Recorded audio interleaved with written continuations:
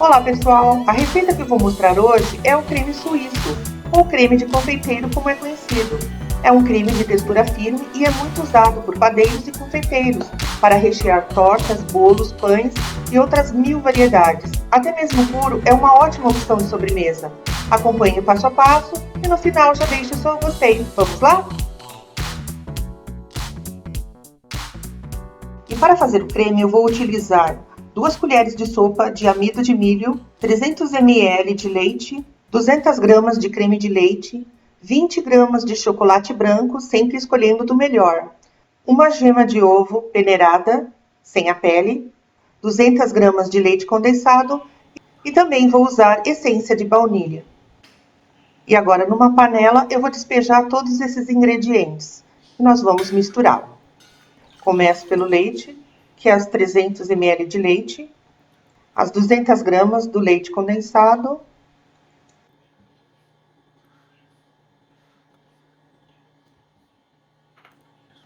também 200 gramas de creme de leite,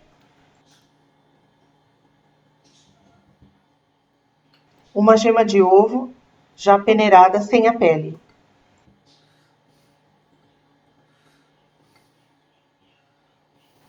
as 2 colheres de amido de milho,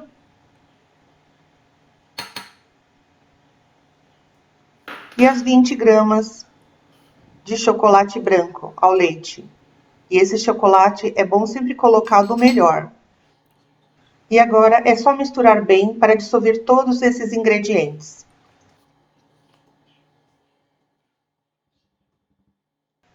E por último, eu adiciono uma colher de sopa de essência de baunilha. Só depois eu levo ao fogo, sempre em fogo médio, e vou mexer sem parar até engrossar o creme.